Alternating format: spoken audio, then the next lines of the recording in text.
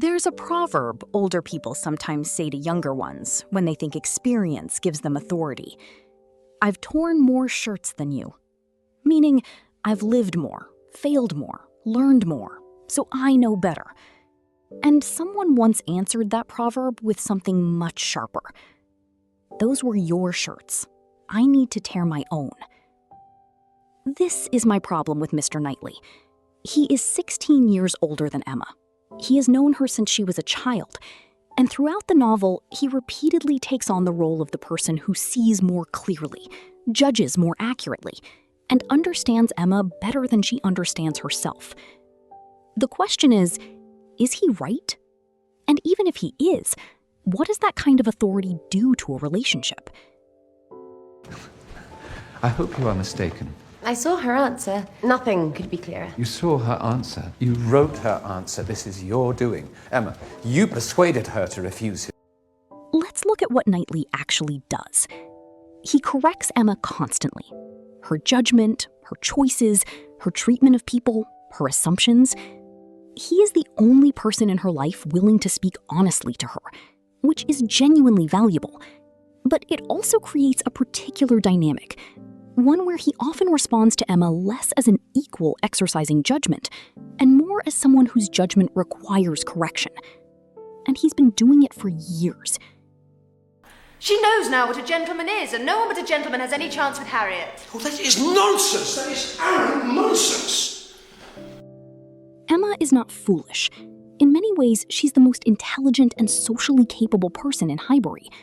She manages her household, she navigates her father's anxieties, she reads social situations with remarkable precision, at least when vanity and imagination are not distorting her conclusions. Knightley admires those qualities. Austen makes that clear. But he also consistently assumes the position of moral authority in Emma's life. And the uncomfortable modern question is this: what does it mean that the man who has spent years guiding and correcting Emma is also the man she eventually marries? My dearest Emma, the dearest you will always be, my dearest, most beloved Emma, tell me at once. I cannot make speeches.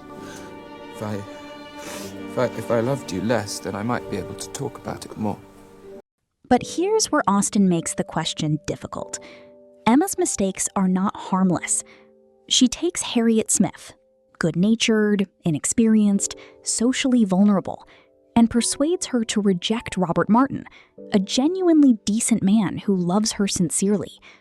Emma doesn't do this because Robert Martin is cruel or unsuitable. She does it because her own social pride convinces her Harriet deserves something more refined. Harriet Smith refused Robert Martin.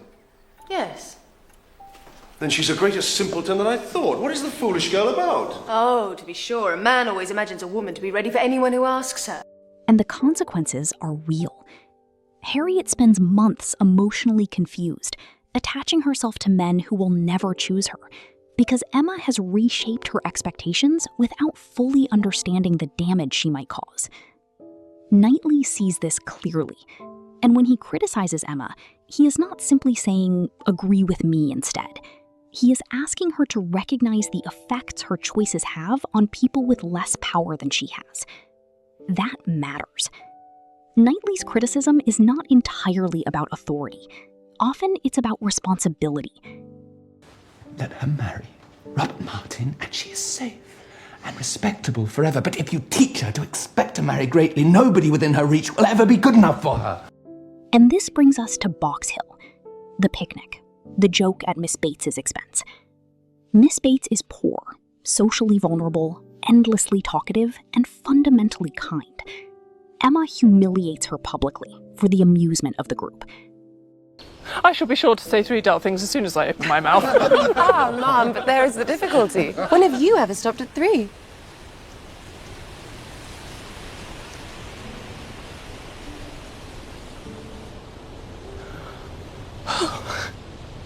Knightley does not prevent it before it happens.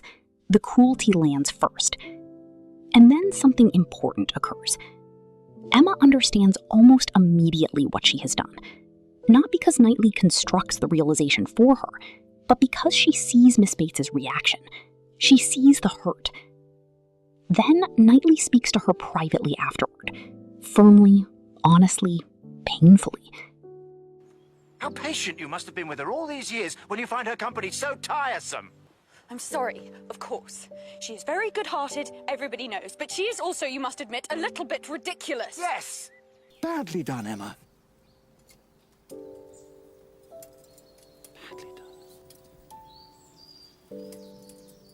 And Emma cries all the way home. Not because she has merely been scolded, but because for the first time, the emotional consequences of her own behavior become unavoidable to her. This is the moment Emma truly changes. Not because years of correction suddenly succeed all at once, but because Emma finally experiences the full moral weight of her own actions. She tore her own shirt, and it hurt enough to matter. Emma has called on Mrs. and Miss Bates.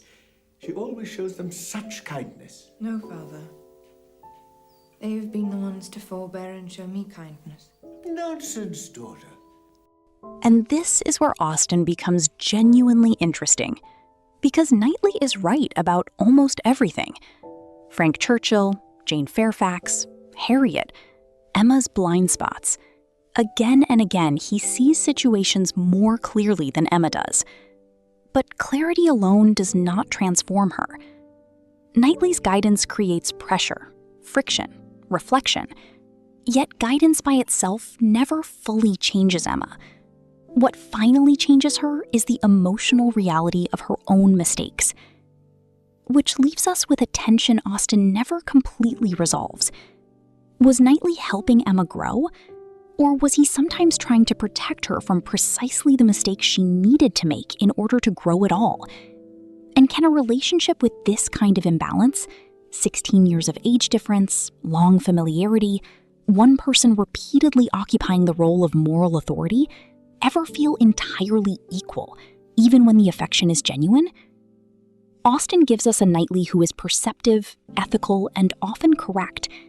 She also gives us a relationship that modern readers may experience as more complicated than the novel fully acknowledges. Emma needed to tear her own shirts.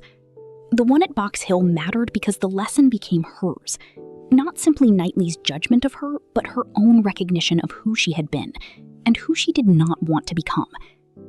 Years of Knightley's guidance alone could not produce that transformation. One moment of seeing the consequences of her own cruelty did. So here's the question I'm leaving with you. Is Mr. Knightley Emma's conscience, a necessary moral counterweight in a world that rarely challenges Emma? Or is he also a man too accustomed to shaping her development? Tell me in the comments, do you read Knightley as a mentor, a controller, or something more complicated than either category allows? I'm Sana, this is Monica's Pie. The story's never just the story.